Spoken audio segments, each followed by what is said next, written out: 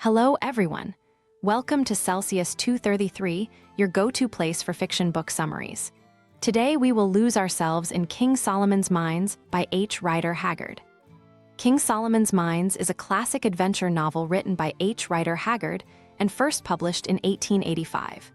It is widely regarded as one of the earliest examples of the Lost World genre, blending action, exploration, and intrigue.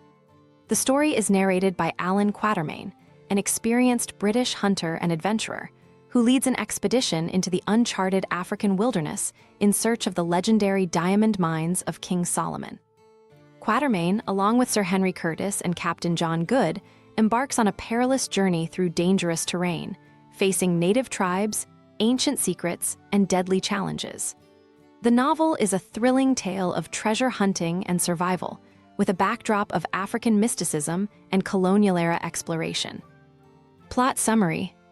In the heart of South Africa, Allan Quatermain, an experienced hunter and explorer, finds himself reluctantly agreeing to a dangerous expedition. Approached by Sir Henry Curtis and his companion, Captain John Good, Quatermain is asked to help them find Sir Henry's missing brother, George Neville, who vanished while searching for the fabled mines of King Solomon. Despite Quatermain's reservations, the promise of riches for his son's future, along with Sir Henry's persistence, convinces him to join the journey. A mysterious Zulu man named Umbopa also volunteers for the expedition, harboring secrets of his own.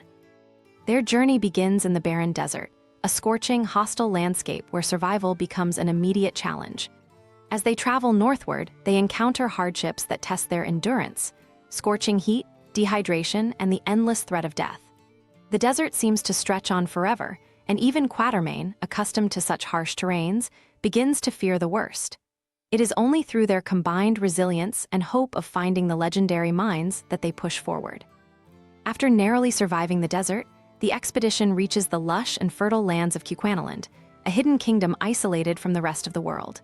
Here, they are captured by the Cuquanas, a warlike and formidable tribe ruled by the tyrant king Twala. Twala's reign is one of terror and oppression, his throne secured through treachery and bloodshed. He killed his own brother to ascend the throne and now rules with an iron fist, assisted by the ancient and sinister witch Gagul. Twala's people live in fear of his cruelty, and any sign of rebellion is swiftly quashed by his merciless army. It is revealed that Umbopa is not merely a servant, but the rightful heir to the throne of Cuquanaland.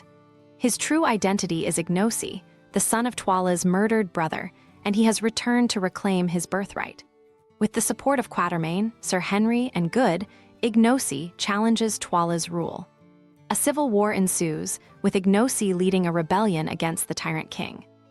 The battle is fierce and bloody, but Ignosi's forces, bolstered by the experience and tactical knowledge of his new allies, manage to overthrow Twala. Twala is killed in the battle, and Ignosi is proclaimed king. His first act as ruler is to restore peace and justice to his people, promising to end the bloodshed and fear that Twala's rule had imposed. Grateful to his friends, Ignosi grants them safe passage through his kingdom and offers to help them find the fabled mines they came for. Guided by the cunning and ancient Gagul, who knows the location of King Solomon's mines, the adventurers are led to the fabled treasure trove deep within the mountains. The entrance to the mines lies within a vast cavern, guarded by enormous statues known as the Silent Ones. These figures, carved from stone and shrouded in mystery, watch over the entrance like sentinels from a long-forgotten age. Inside, they discover an immense chamber filled with diamonds, gold, and other unimaginable riches, treasures that had once belonged to the legendary King Solomon himself. But as with all great rewards, danger is never far behind. Gagul, ever treacherous and cunning, reveals her true intent. She had only guided them to the mines to trap them inside. As the adventurers attempt to leave with their newfound wealth, Gagul triggers a trap, causing the entrance to collapse. She cackles in glee at their fate but is crushed by falling rocks, her own malevolence sealing her doom. The explorers are left trapped in the darkness, surrounded by untold riches but with no apparent way out.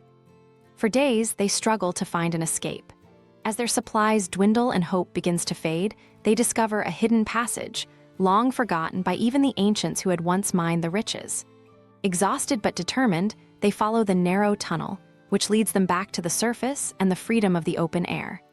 Their ordeal beneath the mountain has cost them dearly, but they emerge alive, though with only a few diamonds as proof of their discovery.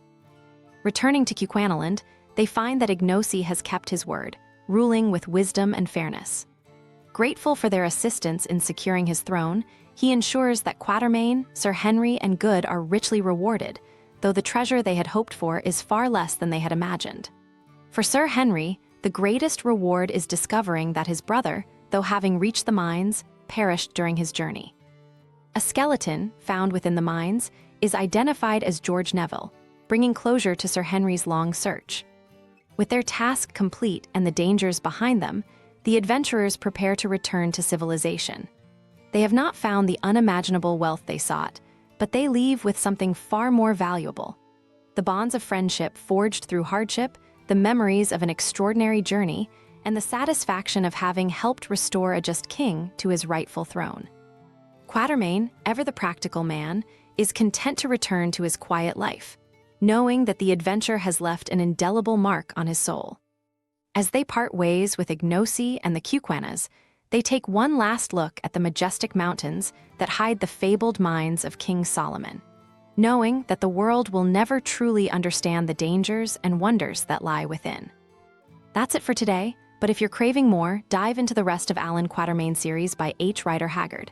The details are in the description, or just search on Celsius 233. Remember, while our summaries capture the essence, they can never replace the full experience of reading the book. If this summary intrigued you, consider diving into the complete story, buy the book, and immerse yourself in H. Rider Haggard's original work. Bye-bye, take care, have fun.